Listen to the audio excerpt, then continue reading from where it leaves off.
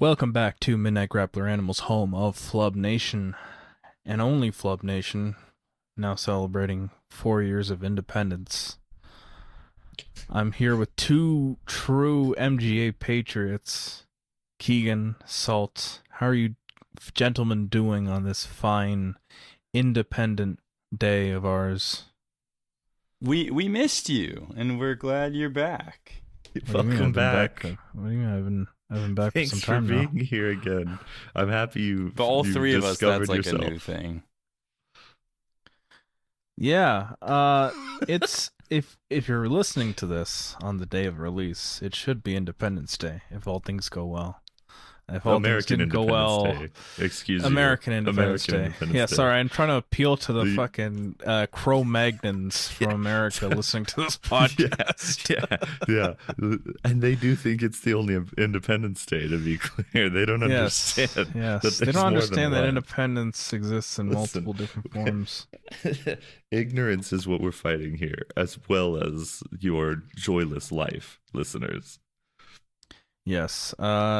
This is an awkward episode for me, particularly because I'm not American. I have no feelings, no strong feelings towards the July 4th epidemic. But I must ask the two Americans on call here, what are your feelings towards this day?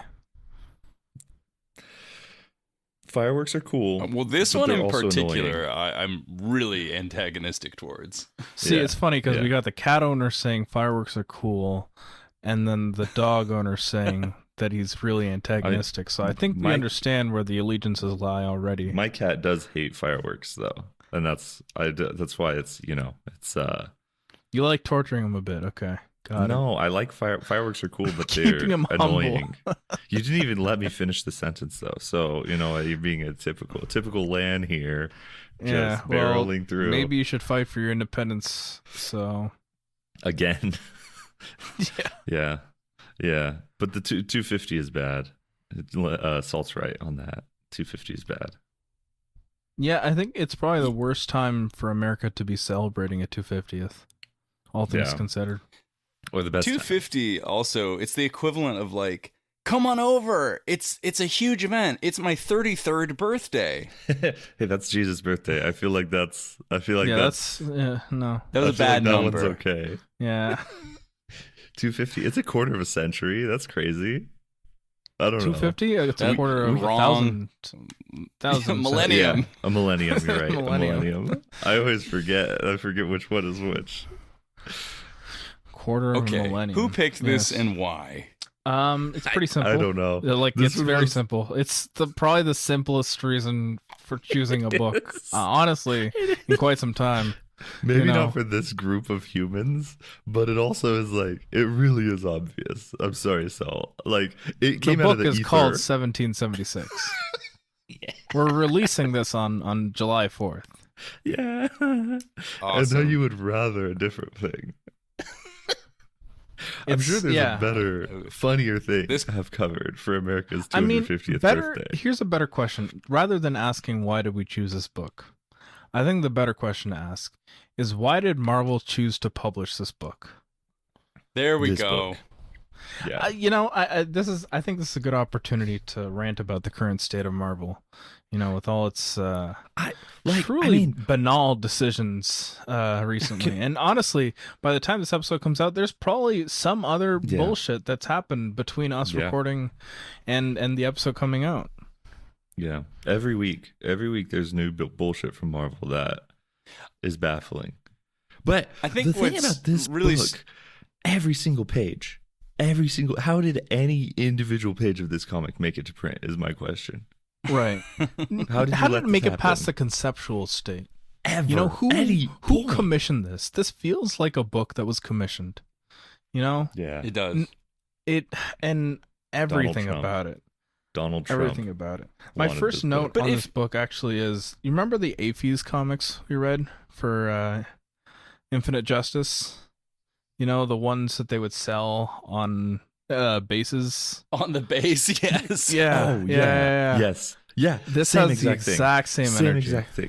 Did JMS write any of those actually? No. I Hmm. think all those came out during. Actually, some of those did come out during his stint on Amazing Spider-Man, but no, as far as I remember, he didn't write any of those. But the funny thing is, this could absolutely fit on those shelves, Yeah. and for all we They know, should have been it sold probably there. is. You know, Yeah. Yeah. was that Jeep variant cover collab for this comic? No way. Dude. Do you remember this? I need to see that. Okay. I'm going double on the Jeep thing. Have you guys It been watching was. the World Cup at all? Yes, Have you been watching I the World have. Cup? Yes. Okay, so here, every commercial is like a "We Love America" commercial during the World Cup, especially on Fox During the which is hydration break, yes. The main one, yeah. Have you seen the Captain America Jeep commercial? I haven't, because I don't Okay. get that kind of bullshit on my. There's it's a Jeep commercial with a bunch of Jeeps in USA decals, like what red, white, and blue colors, stars, Right. whatever. Oh, the shield on the tire. Yeah, are you looking at it right now? Oh no, you're looking at it. The variant cover, but I imagine it's the same. It's the same kind That's of thing. the model. Right. Yeah. But it's a bunch of captains. It's a bunch of captains. And I don't know if they got real captains, right? It's a lie. It's a commercial. But there's like 10 different Captains America, all just dressed in army fatigues, though.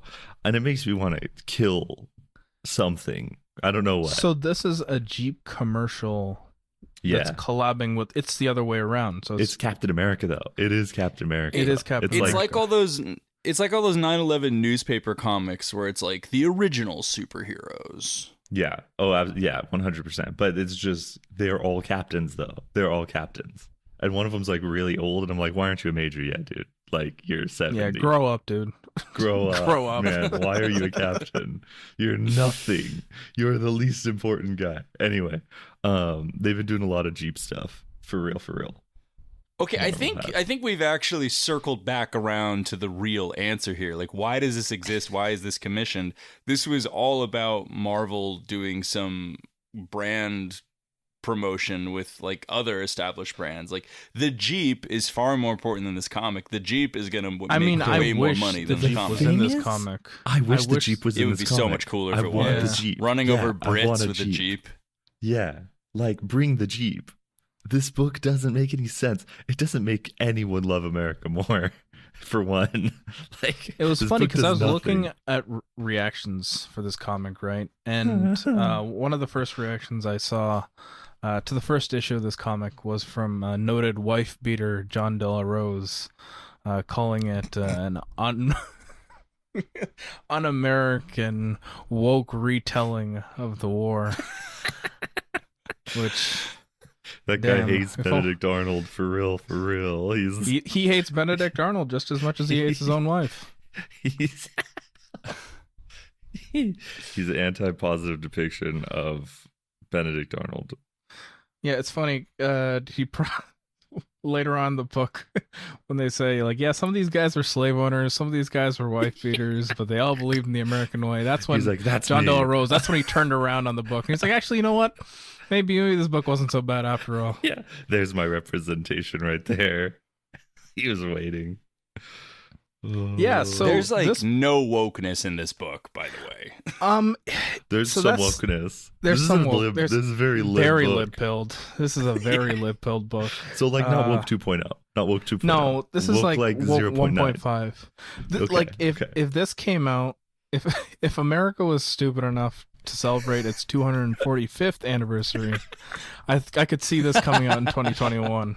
Is that still Dawn? though? Is that that's still my Trump? that's my main note is that the weirdest thing about this book is it doesn't feel like it's reacting to the Trump administration at all. Literally at all. It very much No. feels like it has its fingers in its ears, and it's like it's still the Obama era.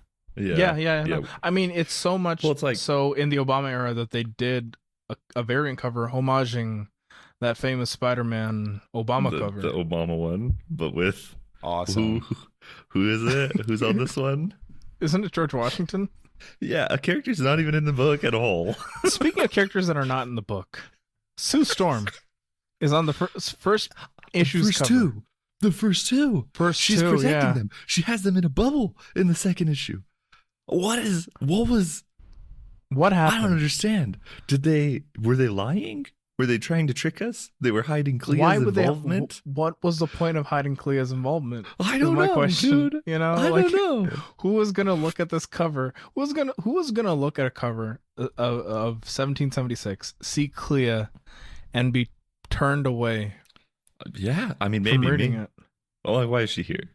Genuinely, like, the answer in the fiction is fine, but like, come up, why is she here? Like, I genuinely, if you're gonna do this, even Hulk is weird. Like, you gotta, it's gotta be as American as possible, you know? Yeah. Like, do I mean, propaganda, man. to be fair, not a single person of color on this lineup. To be fair, you know, good call. good call. You know, Excuse me, the Hulk is there. Yes. So some of these revolutionary guys saw a green man enter the battlefield, and they started rethinking their stance on slavery. Yeah, exactly. That's a very powerful colored man, is what they said. Yeah. My goodness. I can't believe you guys are acting like the cover lied to you. Sue Storm's on every page. Shut yes, up. just- Shut up. You Mhm. scumbag. Mhm. You disgusting boy. This is let's- too easy.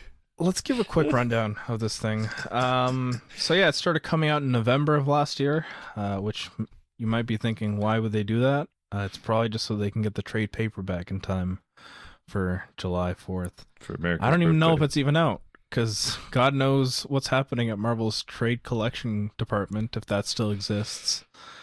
Yeah, it was J. Michael Straczynski writing it. We had Ron Lim on for like one issue, but the majority of this book, I'm using book in quotations, I feel, was drawn by Sean Damien Hill. It was inked by Jay Leaston and colored by podcast favorite Alex Sinclair. Real MGA goat right there.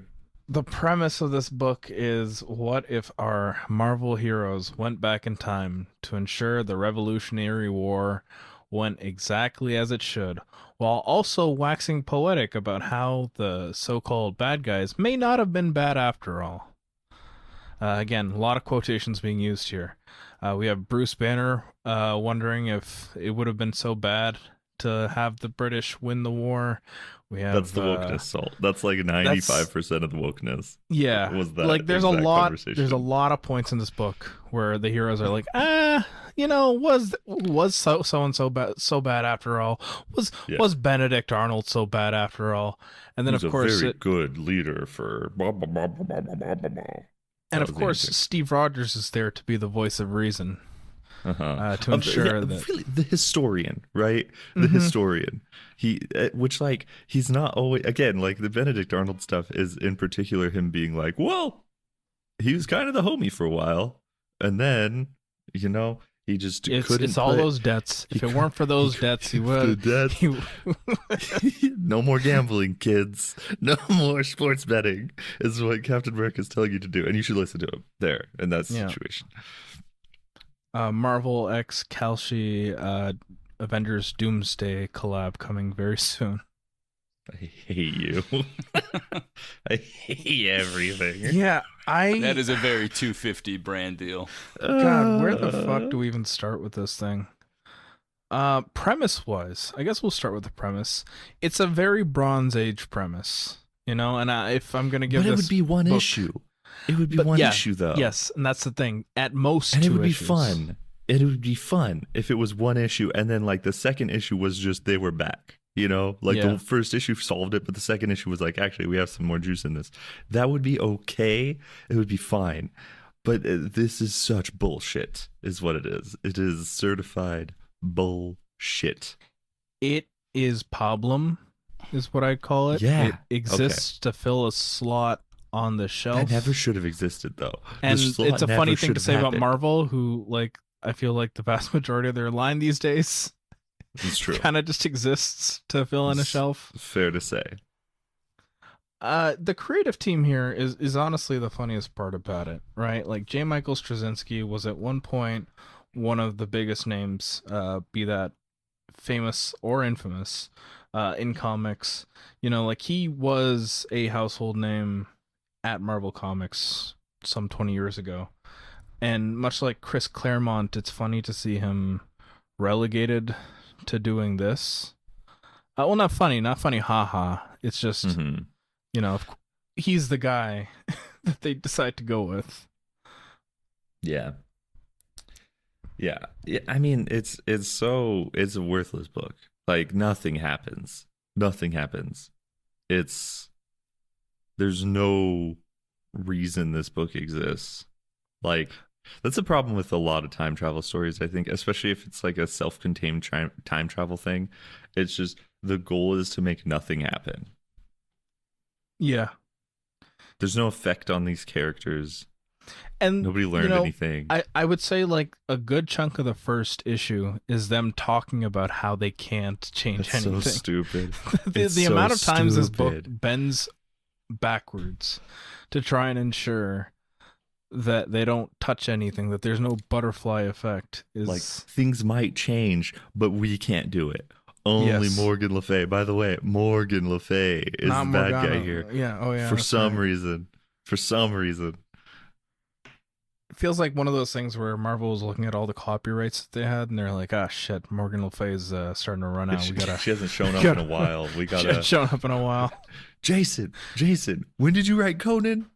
When were you writing Conan? Fuck, we need to put her in. Get her in there. JMS. Hey, Mike, could you put in Ramrod? It's been a while since we used Ramrod. Jesus. I was particularly we need to make sure these appalled. creators don't get their fair due, guys. Yeah, true. Don't you dare let that revert back to the estate. Yeah, why would you even think that? You're giving us the bad vibes. I mean, it's funny because JMS is the holder of the Harlan Ellison estate, right? Like that's his part-time job. Nice. Did you know that? Yeah. No, that's awesome though. Would have loved to have seen a dialogue between those two. I want to address the art in this book because, you know, do the classic test of read a page, like look at the pictures, don't look at the dialogue. Does the art read? And no, it doesn't. The art is really bad, but like I'm on Sean Damien Hill's site and he's great. He can do really dynamic poses. His compositions have so much intention with them, with perspective, and he can draw architecture, he can draw props, he can make up all kinds of stuff, he can do interpretations, things already exist. None of that's in here. Oh yeah, I mean this is like we can't keep belaboring the point, but like it's true. Like everyone is phoning it in here. Like even Ron Lim, right? Like he's delivering peak lunchbox tin artwork here. Hell yeah. Yeah. Hell yeah. Bubblegum comic. Back of the Bubblegum Cocoa comic. Puffs comic. Yeah. The type of thing you advertise Swatch watches with. Yes. I have one particular note for this first issue, and it's the debate you alluded to between the superheroes. I mean, first of all, the isolated panel of Spider-Man saying, "What about slavery?" Like, just terrific, like, meme potential right there. But I think what's really incredible is how badly JMS drops the ball, because this should be where Captain America gets, like, his really big moment. And when Bruce Banner posits, like, hey, what if the Brits did win? It wouldn't necessarily be better, but it wouldn't necessarily be worse. If you read this scene closely, they never actually answer the question, why do we need to save the United States? Yeah. They shrug their shoulders and go on their adventure anyway. It's like, but if the United States don't exist, you might not exist. Yeah. And then Bruce was like, but then I wouldn't have to pay taxes. Yeah. So then they went on their That's true. merry way. Yeah. If you Also, read this comic and buy into it, you become a libertarian. If there's one character who would be completely fine with not existing, it would be Bruce Banner. Yes. Like, historically, that's kind of his vibe. So yeah, it's it is very lib-pilled. You know, like during that debate, they point to Canada and Australia being examples, and it's like, yeah, of course an American would think that. You know, it's like when Eric Larson LARPs being Canadian in his Savage Dragon comics. You know, like as a Canadian, it really annoys me to read dialogue like this. Yeah, and then later on too, right? Like I think for the first 3 issues, each battle that they're going into comes with a history lesson, right? Like the second one has the the bit the about freed slave. Yes, the freed slaves. The third one was about Benedict Arnold. And then the fourth one decides to change that and then decides to do a Peter Parker meeting his own ancestor thing. Yeah, really stupid. But yeah, I mean, it's not that I mind having history lessons in a history themed book. It's just that this book, with so much of its narrative being white noise, it's jarring to have these history. And mind you, they are very sanitized, I guess, in some ways. Like the Benedict Arnold stuff, it's a very complicated matter that they decide those pages just read as filler. Like, I gotta meet the page count. Like what would have been way more organic is like these Avengers crossing over with those stories, but it's just Grandpa Steve yakking for like 3 pages. Okay, cool. Even with Benedict Arnold, he shows up in the comic, right? Like you could have easily shown him. You could have shown like him having those, like, because again, in the Benedict Arnold story, they attribute it to one specific moment, right? Like a moment of crisis, I guess. You could have had that happen in the middle, like middle of the story, right? Like instead of expositing it. I'm not giving credit to this comic, but I do think of all of them, the Benedict Arnold stuff is kind of a foundational pillar of the whole thing, because one, he is a main character, right? They're constantly talking about like, wow, he's like a really powerful guy, and he's fucking Benedict Arnold, the bastard, right? Like it is labored to. I don't even know that, right? This isn't a story about the entire American Revolution. It's about one random battle where a lot of guys died, right? Yeah. Like, and so like I think it's hokey. I think the whole thing's hokey, and I think it's hokey when Steve finally does talk about it, to Salt's point. But I also think of all of them, that one has a reason to be here. The other ones are really just like factoid cards about different people in the American Revolution. If you're in a museum, you know, it's like, oh yes, we had black revolutionary soldiers too. We had one colored guy do it too. We want to make sure you know that he was doing his good American duty. Like, get out of my face. And again, at the end of the day, like, even with all its hemming and hawing about the crooked nature of things back then, it still decides to paint America and the revolutionary soldiers as, you know, effectively good. Like in the 4th issue, they say, you know, like, yeah, they may have been slave owners, yeah, they might have been misogynists, but at the end of the day, they believed in America, and that's what counts. Yeah, I mean, I don't even remember what issue it was in, but I think it's Ben Franklin talking to the other signers, basically, of being like, we've pledged our fortunes and our sacred honor to this thing, and you signed your name there, and we might not be perfect, but we are doing this thing, and it's just like I can get how you can live out and get to that place where these guys fucking sucked. We have great historical evidence of how all of these guys were terrible, right? And they raped their slaves, and they sold their children into slavery, and like the disgusting evil that these people had on a personal level. But they also like did do that other thing. Like they signed their name to pledge to like try to build a thing that was better.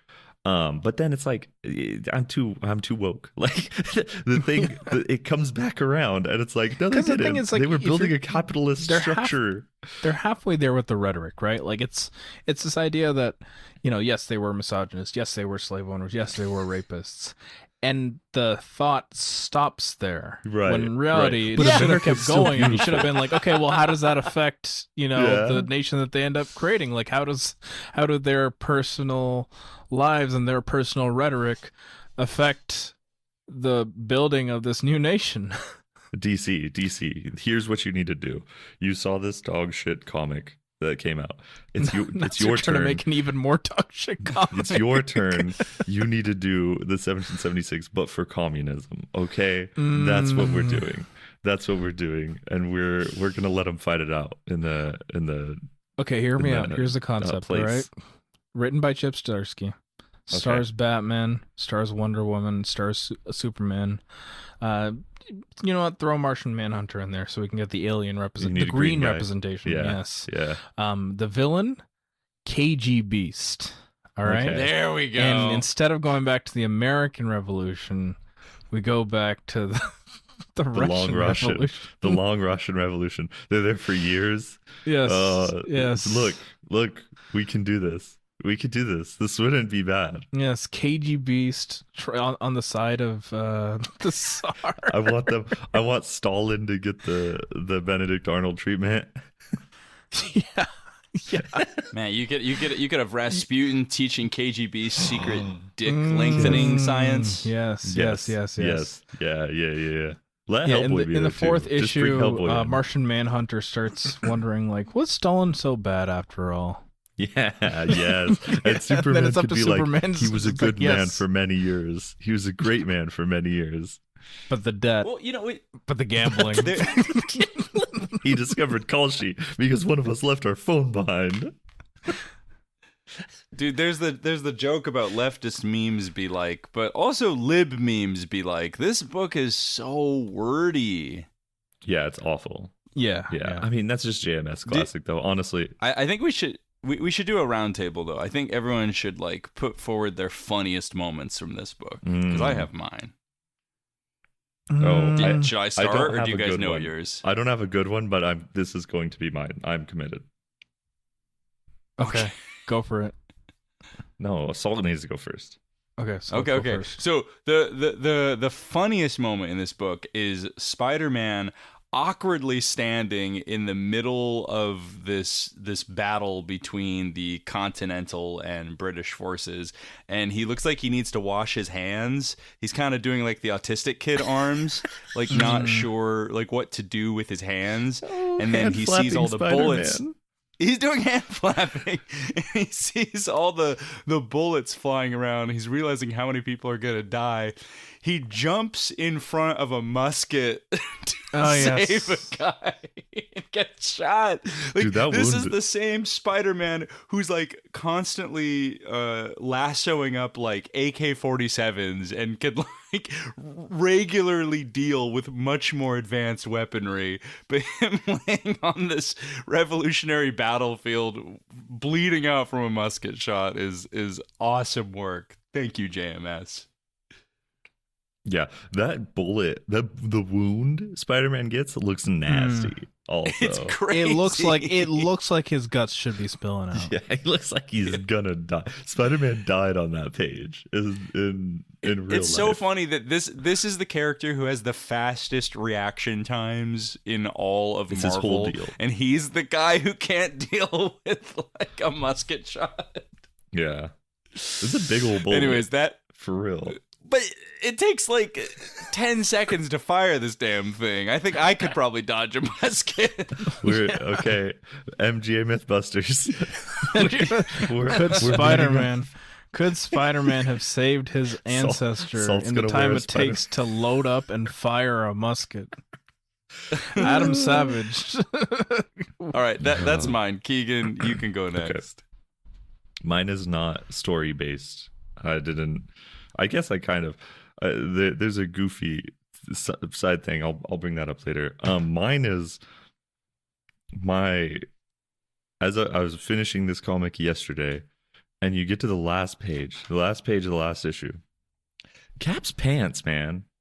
His fit. pants they're so loose. The man has no cock. Like, he's flat right there. You know? The man has no cock. Yes, I could tell from the rhetoric that he espoused throughout this book. Look at his pants, though. It's so they don't. This Cap be like, I have no cock and I must piss. Yeah, he's who Ken Klippenstein was talking about for real. Like, yes. He's a Ken doll. And that speech is stupid. But I really did laugh at that. I did laugh at the no penis in the pants, because that's crazy.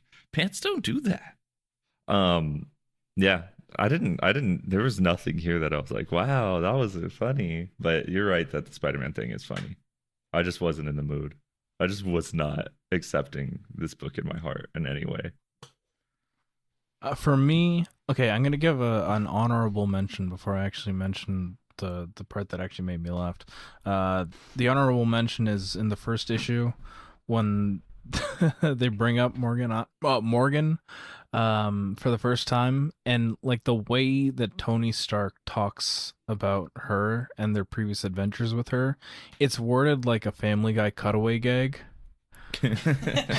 Gee, Lois, this reminds me of the time we fought Morgana in Arthurian England. But yes, I think my actual funniest moment is that first rendering of Hulk in issue 1. Truly one of the most disgusting, grotesque Hulks I've seen in my time. And trust me, I've read quite a few Hulk comics. I've seen intentionally Hulks that are made to intentionally look more disgusting, that look less disgusting. What that toe do? What that toe do? What those ribs do? Dude, why does he get like a? You know what? It's funny that people he draw looks Hulk like and a they give him a whole different haircut than Bruce Banner has. Yeah. You know, and it's so often. Like, it's so. Oh, they give him a new haircut in every panel. Yeah. That's true. That's true. And again, we can't fault Mr. Hill for this. It looks so bad. I can fault him a little bit. It looks really bad. No, listen, I get it. If I was stuck drawing 1776, I wouldn't be giving a shit. I'd draw him like a different. I would draw Hulk like a different kind of monkey every panel. A gimmet in one panel, an orangutan the other panel. Just keep going through all the simians. But yeah, I think that's my top funniest moment. I want to take a quick detour, a very quick detour. Oh, okay. Because Keigen, I know you. And, we did an ill-advised thing. A very ill-advised thing. Which honestly, thinking about it, has spawned an idea within me for a future series we could do. So, J. Michael Straczynski, right? It's not. Right. This isn't the first time he's come back to write Marvel Comics, right? Right. One of these probably led to the other in reality. One of these probably led to the other. I think it's probably the reason why he was even around. Yeah, so it's funny because this came out at the same time that Chip Zdarsky's Captain America run was happening. But it reminded me that before Chip Zdarsky's Captain America run, it was J. Michael Straczynski writing Captain America. That's true. And I had read the first few issues of that run before completely falling off of it. So I reminded the chat, I reminded these guys, like, yeah, I remember GMS also wrote Captain America, which I think, I don't know, Keigen, did you take that as a challenge? I did. It was literally immediately like, okay. Which, you know what? I had put in the chat, like, I'd read a bunch of superhero bullshit and also Sheriff of Babylon for a stupid joke, honestly. Like, I could say it at the end of the episode, maybe. But then you were like, what would be better to have read is JMS Captain America, and I was like, you motherfucker. So that, I think it was even more hold on, whoa. I didn't say it would have been better to have read. Okay. I but just you said like, what if What if? What you ran? if? What if? Something like yes. that. It was still. I was like, okay, the challenge was accepted. And I said, okay. I did not. I thought it was shorter, not that much shorter, but every page counts on that run. Yes. Yes. The funny thing is, I'm looking at the trade collections for this run, and they've collected the first 12 issues of this run, but not the last 4. Huh. I wonder Those last why. 4 comics are either going to be collected with something else somewhere down Okay. the line, or just lost to time. Two things about JMS Cap. Okay, one, weirdly, maybe not weirdly, but much more political than 1776 is. Yes. Yes. And not in like the rah America is great. Like it's more nuanced even, but it just has more to say politically about JMS's brain and Captain America even that I don't even hate. It's not even like repulsive. Just like it's stuff. There's more there. What was the other thing? Oh, is JMS just like addicted to not ending stories? Like, is he compulsed? Okay, so you read the full 16. Yeah. Yeah. Yes. What? He just doesn't end him. What I don't understand is he easily could have used 1776 to end the story that he started, that he didn't finish. Mm-hmm. And it would have been better. It would have been stupid. It still would have been bad. Don't get me wrong. Again, I'm not defending any of these. But like, these were being come up with concurrently with each other. The stupid front door stuff easily could have just, boop, we're going to end it in 1776. There's your magic bullshit. You could have some time travel stuff. You could have there's so many things there. And It's I so just crazy. don't understand this man. This run lasted for 2 years. 2 years. 2 years. Yeah. I heard nothing about it after those first couple issues. No, after he became a landlord. That's all I knew about this. Okay, yes. So here's the thing. You have to explain this to Salt. With the premise, with the inciting incident of this it's not even the premise. It's like, it's a thing that happens for the first trade and it just gets dropped. Yeah. It gets completely dropped. So Salt, Steve Rogers becomes the landlord. He buys the building. Yeah. No, actually, he takes a loan out from Tony Stark. He gets a loan from Tony Stark to buy the building he lives in because everybody was going to get evicted. It was whatever, some bank nonsense. That's the first thing that happens in this run. And like, so much of the first arc is Steve being like, "Oh, don't worry, it's rent controlled."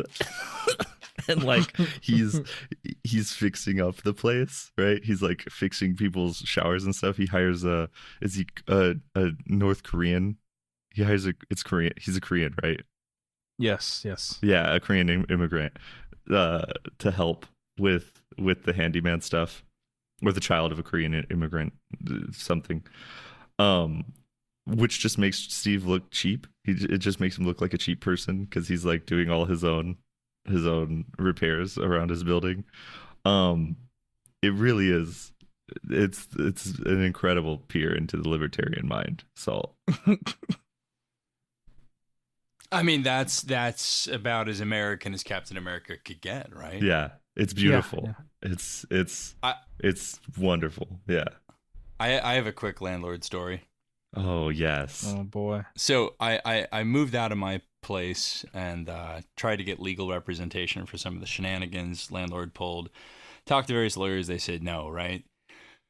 Well, about 19 days after I moved out, I said, "Hey, like, how's that deposit? You've got a calculation yet?" Because I broke a window and I knew he was going to deduct for the window. And he said, "I'll send it to you in a few days."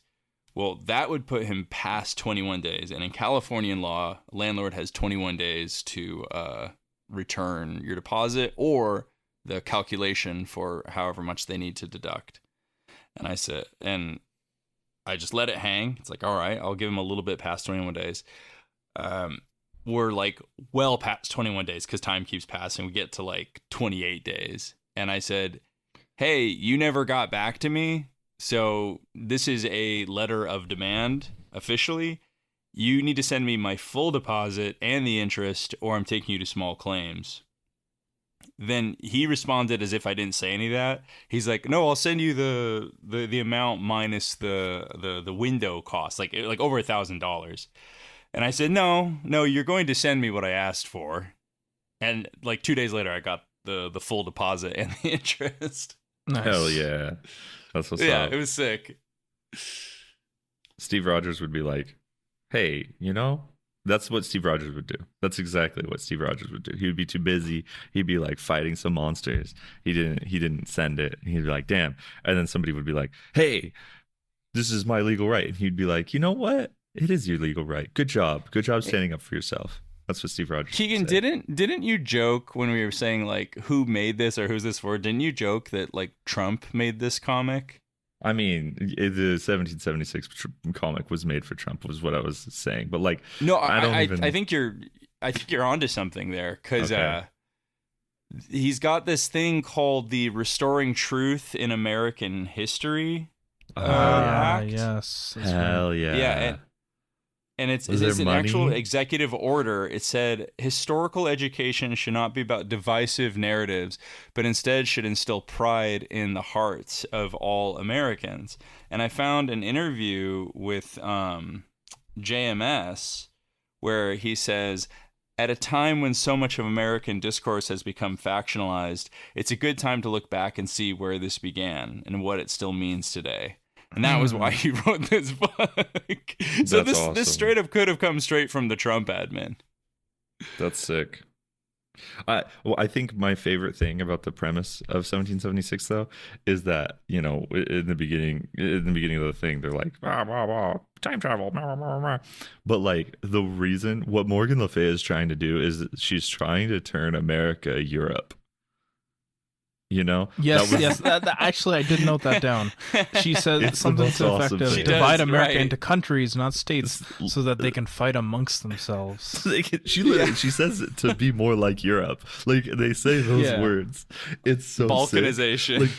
Like that part of this I love, because I'm like, yeah. We should not be friends with the UK. Like, stop. Why are we doing that? They are the bad guys, right? And so it's so funny. That would get me. They'd be like, we need to go time travel because otherwise it's going to make us be like Europe. And we're like, yeah, hell yeah. Even though at the same time, I will argue that that's how the US should be. That, With their when the revolution flavorless comes, water, we must break down the United States of America into a Europe-like we must nation. balkanize the United States. It's true. Yeah, I think it's the solution. I think that's my takeaway from this. Yeah, much they like should've Bruce let it Banner, happen. I think they should have just let it happen. And Like, you know what would have been balkanized. cool? You know how, like, honestly, Salt, you were saying this earlier that it was like nothing gets followed up on in this book either. That like Bruce Banner sets this stuff up in the first issue, but it never gets followed up on. He should have just like he should have just messed with the whole plan. Just been a little weird guy. He should have. It should have. There's ways. There's so many ways to do this where like you could have had the fake out, Yeah. with Morgan Le Fay being defeated in issue 3, but then Yeah. Bruce is like, actually, on second thought, guys, Yeah. I like Europe. I can't be paying those taxes, man. Yeah. Rent is too damn high. Like we all It's agree. too damn high. Also Cagliostro is in this comic Crazy for some pull. reason. Crazy pull. Crazy pull, but also where the fuck does he go? Where are the Avengers of 1 million BC is my question. What? Where? You're where wasting is Jason the Aaron's Ghost work. Rider of this era?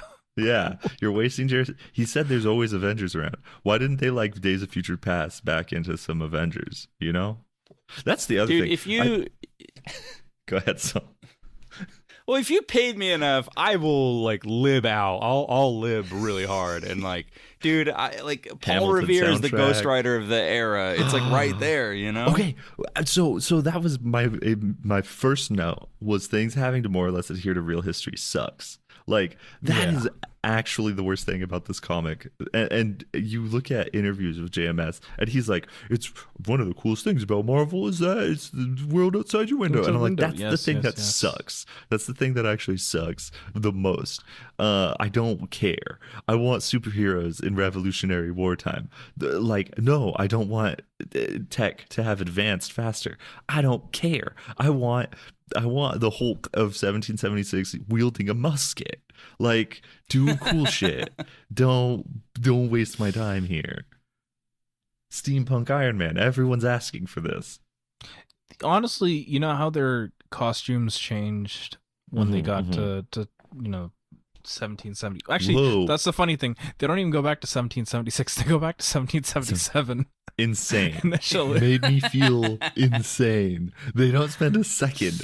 I don't think the entire story is there's ever one set point in at the very end. 1776. There's one point at the very end where they do. Right. They go back again. They surf Dracula the year. Yeah. They surf Dracula the title of this fucking That's so comic. stupid. That's so stupid. That's infuriating. Couldn't even get the number right. They had to fix They it didn't in even post. get the number right. They had to figure it out on the way. That speech was stupid too, though. That was a dumb Penisless speech. cap. Stupid. No call Captain America. Oh, you know I didn't read that. Good. Good. I was Good. glazed. My eyes glazed over. I looked at the words. I didn't comprehend. Again, it is really funny that this came out at the exact same time as Chip Zdarsky's Captain As America. Disney's Sheriff of Babylon. Yes. That was the joke I alluded to earlier. That was why I read it. So Got him. yeah, it's not bad. Is what I would also say. That's what I think. I said that too in another chat. I was like, this isn't bad per se. It's like, I mean, I really like Colton. Actually, I do. I like him as a character, and he's not a cool guy. He's not a cool guy, but having him around is character useful. study. Yes, exactly. He's a fun update on U.S. Agent, is what it is. Yeah, and it's funny because he's taken out of commission for like half the book. Yeah, he'll be back. He'll be on the Avengers. He will return in Avengers Armageddon. Well, are you reading Avengers Armageddon? I am. It's part of the reason why I read Starsky's Cap. Yeah. No, I just didn't know if you were shot calling or not. Oh no! It already went in. Yeah. Yeah. That's cool. Nice three. Thanks, man. I appreciate it. We're all about those threes here on MGA. Yeah, this comic is bad, but also it's the kind of comic that I'd expect if I ever, for some godforsaken reason, I find myself on a military base. It's the comic that I'd expect to be in the shop there. Yeah. I really want to go to there. I want to go to the Army Walmart. What we got to do is, if Marvel's going to go down this path of just releasing utter slop, I think we just got to start relegating certain writers to reviving the AFIS comics. Yeah. Get JMS there. Get one of the Steves. Get both the Steves. Why not? Mm-hmm. It's not like their comics are going to sell on the main direct market anyways. Hive Mind, you're over there too. We're at an AFIS comic. Yes. Think about it. I think Steve Orlando could be writing an AFIS comic, and it would probably be the highest selling comic of his career. Damn. That's crazy. Peace and love. Peace and love.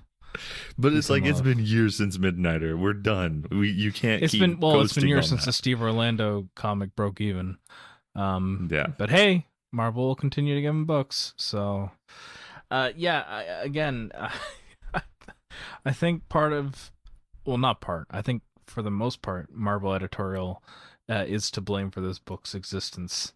But honestly, it is almost kind of charming in how reminiscent it is of the absolute D-tier problem that Marvel would also be putting out in like the early 2000s. Right? Like, so much of our memory of the early 2000s are the big books, are the big runs. Yeah, they're the ones that survived.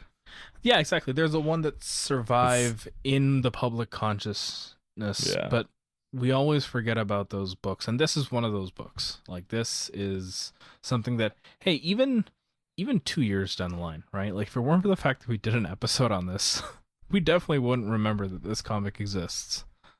I mean, like the Aphies comics, like I would not, I don't recall those regularly. You know, Yeah, yeah. When I'm reminded of them, I go, oh yeah, that was a stupid time. This is the same thing. Yeah. Do we have anything else we want to say about this godforsaken comic? Get it out of my sight. Okay. Anything to say about this godforsaken Day of Independence? We need a new one. Fuck your birthday. That's good too. Yeah.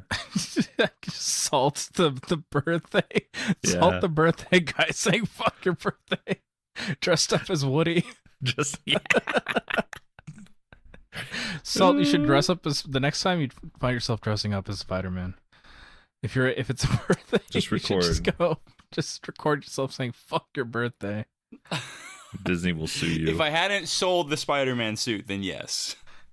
Damn. I know. That's real adult hours, you know? Like That's I can't believe Salt had his own Spider-Man No More moment. I sold my Spider-Man suit. Peter Parker didn't even sell his suit though. Yeah, he just that's threw that shit away. Crazy work. He had a lot of people who would actually like. That was kind of rude. That was very wasteful of you, Peter. My friend Salt. Yeah, do you is know way how better than many Spider-Man. weird old men in New York would have sniffed that suit and paid him big bucks Yeah. for it?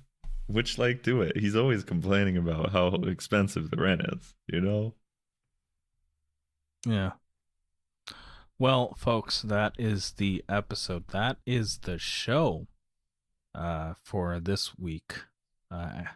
Actually, I think there's like a bunch of episodes that came out this week, so I think this is the last one that came out for this week in particular.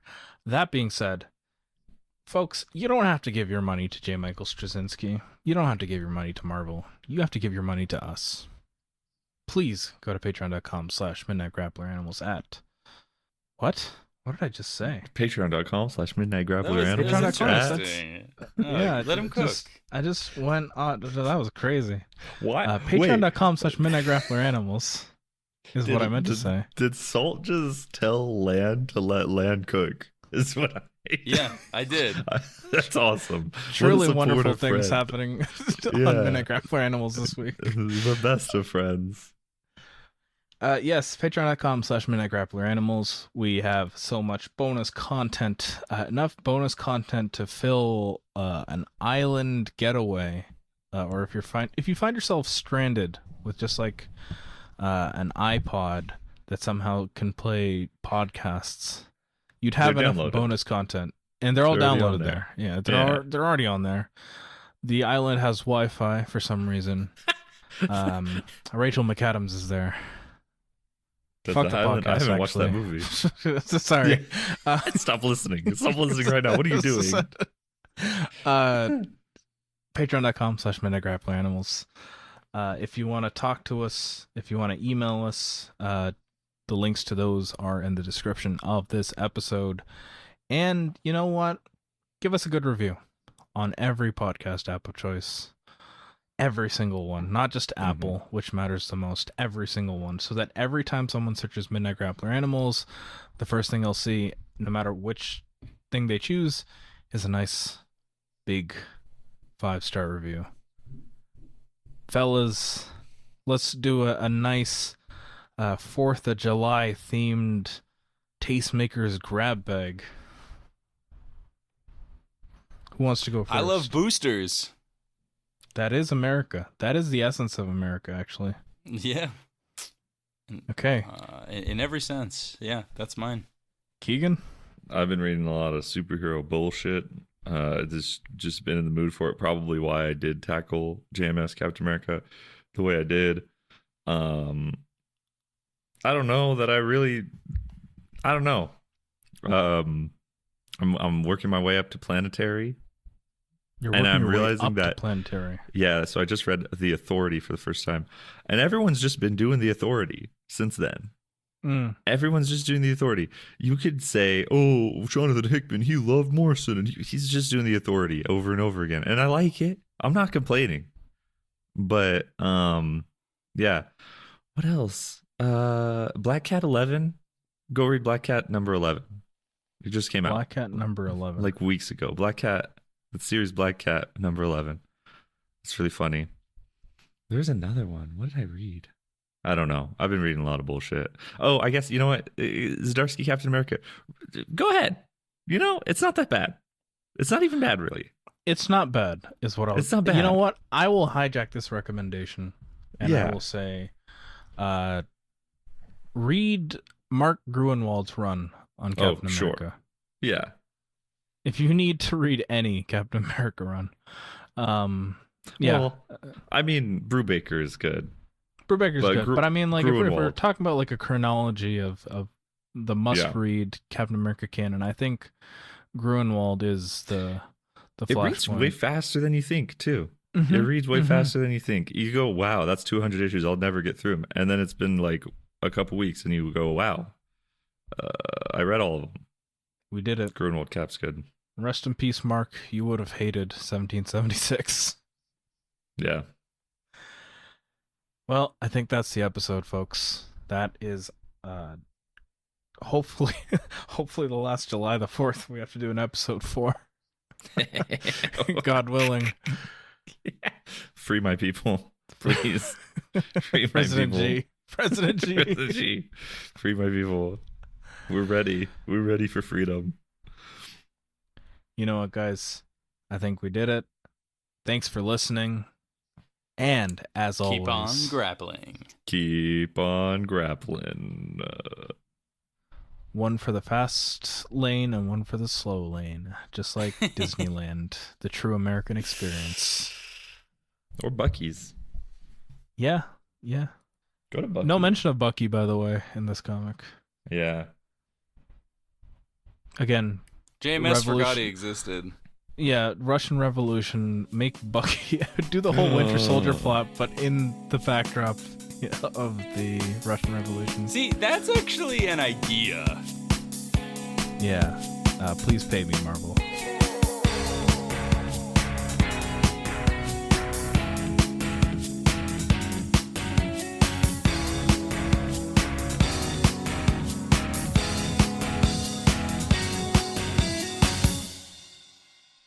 I said yeehaw Yeah. a lot yesterday because I was Woody. Because you were Woody. Woody. Yeah. Right. Was that? Are you like going to? Why do you have a Woody costume? I got hired by a movie theater. It was like a Okay. meet and greet. That's what's up. Okay. But, so right. That because that Toy costume Story is 5. so powerful. So they provided the costume, or you? They were like, It was hey, partly provided. I bought some of Okay. the other parts to make it a little bit better. But that costume, I felt invincible. yeah. It was good. It was good. It has I an feel aura. like- I feel like, Spider-Man is obviously, it's A1, it's a S tier. Like, show up at a thing as Spider-Man. But I feel like a costume where your face is revealed has a different kind of power. Yeah, it does. And like everyone wants to be your friend. Everyone. Yeah. Oh, for sure. Yeah. Especially Woody. Even though he's kind of a dick, right? Like every movie. Yeah. Every Toy He's Story manic movie is and about, having a bad time and making It's- everyone's problem. Yeah. everyone is about him being a little bit of a dick. Like a little bit more mean than he should. Given But the people don't circumstances. remember Woody like that. They remember him on the Right. posters, like cheerful and friendly. He's you got a friend in him. He's Yeah, he's got Exactly. a friend in you. yeah. It's Woody's Roundup. Come on, it's time to play. And that is the tagline we're using for Toy Story XXX, the production I was hired for. Okay, shouts. Yeah. You That's got a awesome. friend in you. I mean, you've seen I'm- those YouTube poop edits of Randy Newman, right? Where it's like, No. suck my motherfucking dick. Like, okay, that's something to educate you guys on afterwards. All right, let's do this Okay. episode. Drink our poison. Drink or poison, yeah.